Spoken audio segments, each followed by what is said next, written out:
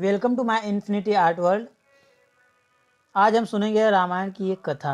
जब देवी सीता का रावण ने हरण कर लिया तो देवी सीता ने अपने आभूषण साड़ी के पल्लू में बांधकर फेंक दिया। यह आभूषण वानर राज सुग्रीव को मिला और इन्होंने आभूषण को संभाल कर रख दिया। सुग्रीव यहाँ वन में प्रभु श्री राम और उनके भ्राता श्री लक्ष्मण जी बड़ी ही निराशाजनक आंखों के साथ नदी के किनारे, नदी के तट पर सीता माता को देखने की कोशिश, खोजने की कोशिश, ढूंढने की कोशिश कर रहे हैं, परंतु उन्हें निराशा ही दिखी। पेड़ के छांव के नीचे सोचते हैं कि अरे वहाँ देखते हैं, वहाँ पे शायद हो सीता माता, परंतु उन्हें वहाँ भी निराशा ही मिली। एक एक उस वन में एक एक पत्ती, एक एक पत्थर बोल सकते हैं कि प्रभु राम और लक्ष्मण जी ने ऐसा कुछ भी नहीं था जो उन्होंने नहीं किया। अपनी अपार कोशिश की, परंतु माता सीता का कहीं पता नहीं चला। उसके बाद उनको सामने एक बड़ी चोटी दिखती है, एक बड़ा पहाड़ दिखता है, विशाल पहाड़ दिखता है। तो लक्ष्मण जी कहते हैं प्रभु चलें क्या वहाँ पहाड़ पे? श्री राम बोलते हैं क्या लगता है उचित है वहाँ जाना? वहाँ कौन रहता है, वहाँ पे किसका बसेरा है ये हमें नहीं पता। तो हमें बिना किसी से पूछे, बिना किसी से जाने हमें सीधा उस पर्वत पे जाना भी सही नहीं होगा। किसी से उस चोटी के बारे में जान क्यों न ले? ऐसे ही कहीं पे भी चले जाना, ऐसे ही उस चोटी पे कौन रहता है, किसका बसेरा है हमें नहीं पता, और उसे हमारे जाने पे बुरा लगेगा या अच्छा लगेगा ये भी हमें नहीं पता। तो हमें सीधा उस चोटी पे जाना भी उचित नहीं है।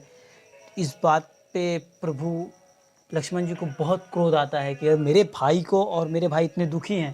प्रभु लक्ष्मण जी बहुत ही क्रोधित हो जाते हैं क्योंकि वो श्री राम जी को बहुत दुखी देख रहे थे, इसलिए उनका गुस्सा जायज़ था। और वो गुस्सा होकर बोलते हैं प्रभु आपको कोई रोक दे इस धरती पे, उससे पहले मैं उसके शरीर से उसका धड़ अलग नहीं कर दूं। इस पे प्रभु श्री राम लक्ष्मण जी को समझाते हैं कि बिल्कुल नहीं, हमें निर्दोष को कभी भी हाथ नहीं लगाना है, उसके बिना बेकसूर के। उसके बाद लक्ष्मण जी थोड़ा ठंडा दिमाग से थोड़ा भाई श्री राम जी की बात को मानते हुए और बोलते हैं कि तो प्रभु हम प्रस्थान करें आगे पर्वत के लिए? तो राम जी कहते हैं बिल्कुल चलो देखते हैं, शायद हमें वहाँ से सीता के बारे में कुछ सुराग मिल जाए, कुछ पता चल जाए कि सीता कहाँ है।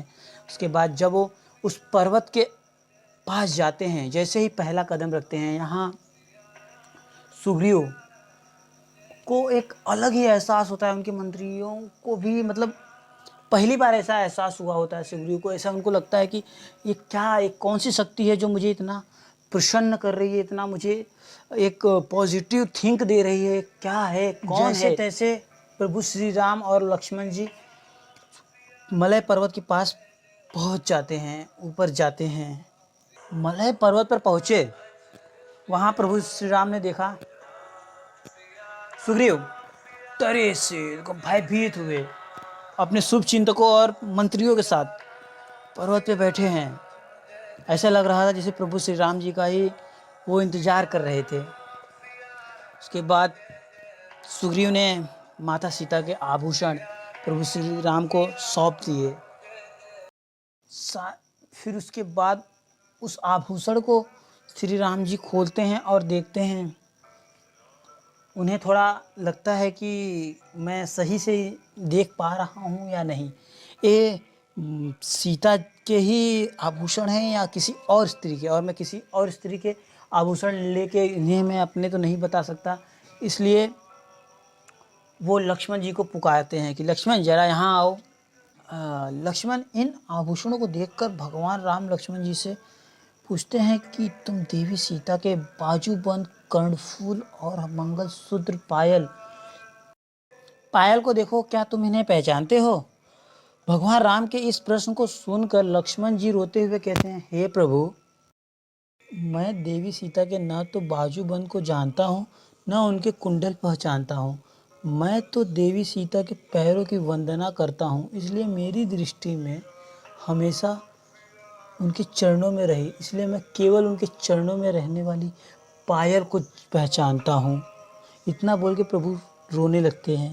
भाई लक्ष्मण की इन पवित्र बातों को सुनकर लक्ष्मण जी के आंखों से आंसू आने लगते हैं और वो लक्ष्मण जी को गले लगाकर रोने लगते हैं कि काश ऐसा भाई मुझे 7 जन्म तक मिलता रहे।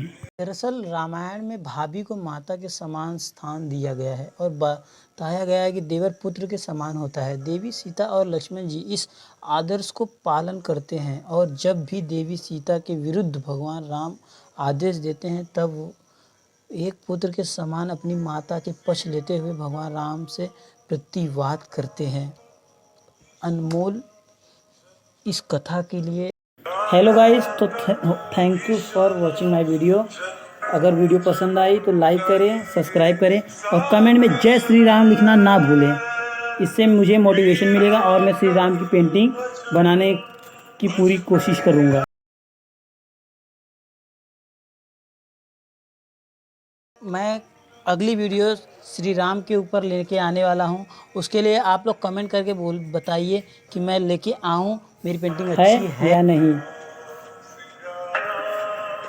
Thank you for watching my video. धन्यवाद, शुक्रिया।